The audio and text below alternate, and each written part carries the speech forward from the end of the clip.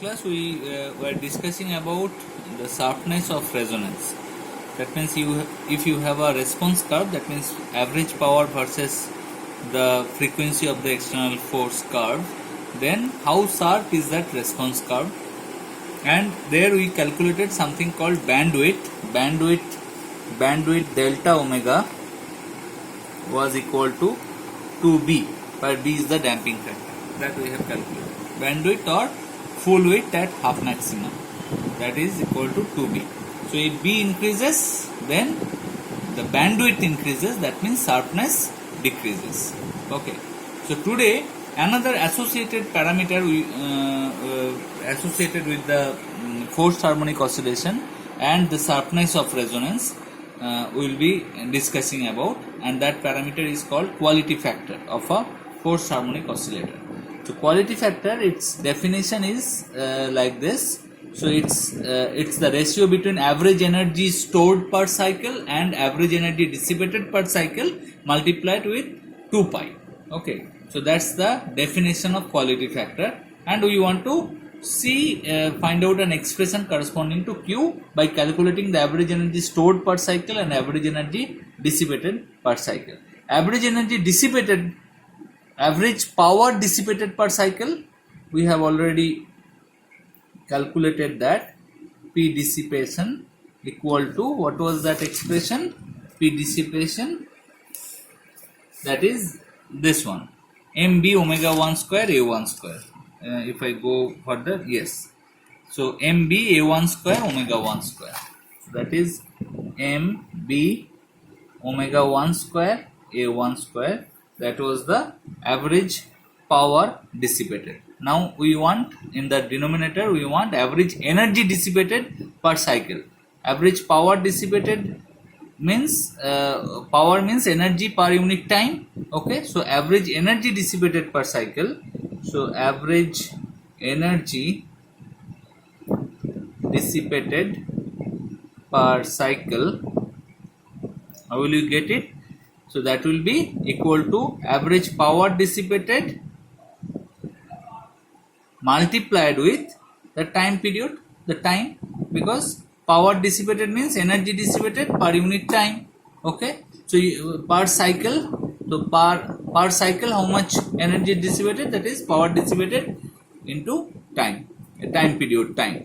So here this time period is, you have to understand that in the steady state the particle is oscillating with the frequency of the external force. So this is equal to 2 pi by omega 1. So that is capital T. Now let's come back to the numerator.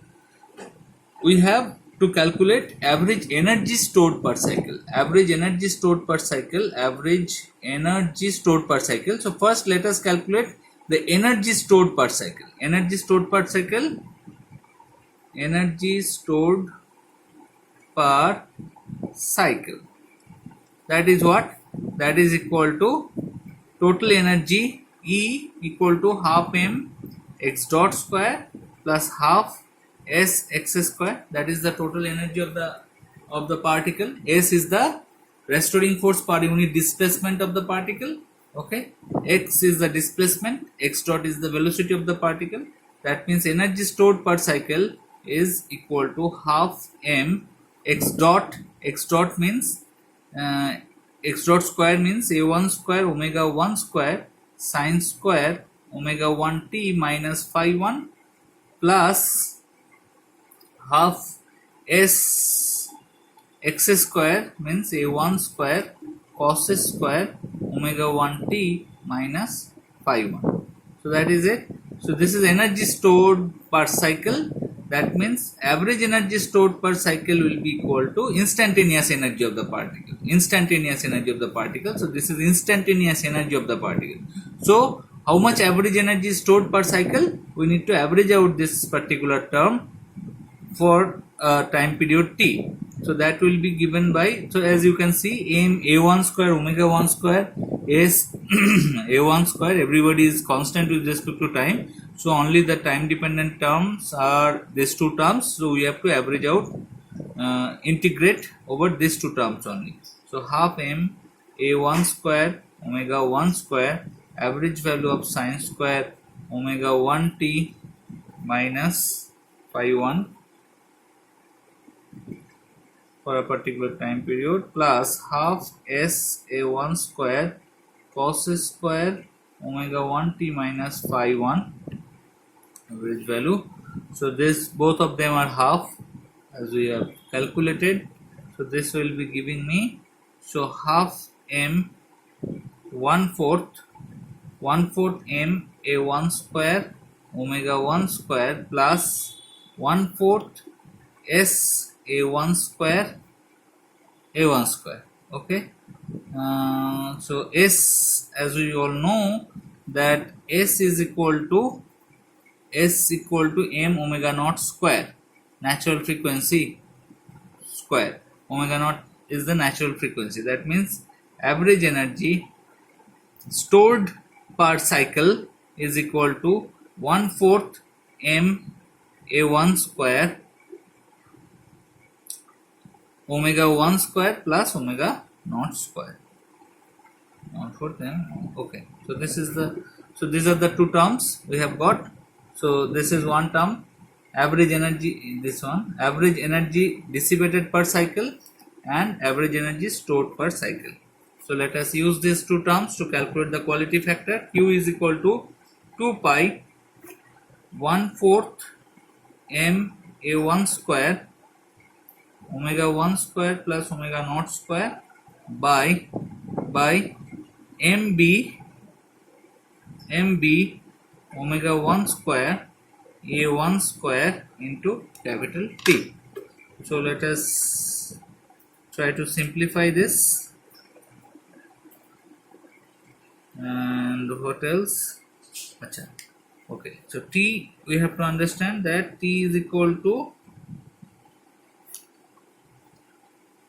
4 omega 1 square plus omega naught square and T equal to 2 pi by omega 1, and we have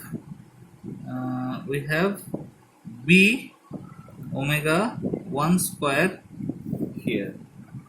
Okay, I hope everything I have written properly. So 2 pi gone, omega 1. Okay, so this will give me Q equal to 1 by 4b and this is omega 1 square plus omega naught square by omega 1. So this is the expression for the quality factor. Okay, now if we try to calculate this particular quality factor at resonance, Q at power resonance condition is omega 1 equal to omega naught. Okay, so Q when omega 1 is equal to omega naught, what will be the value? I will be putting in place of omega 1, I will be putting the value 1 by 4b omega naught square plus omega naught square by omega naught. So that will be giving me that will be 1 by 4b 1 by 4b 2 omega naught square by omega naught. That means omega naught by twice b. So please understand that this 2b is nothing but delta omega naught by delta omega.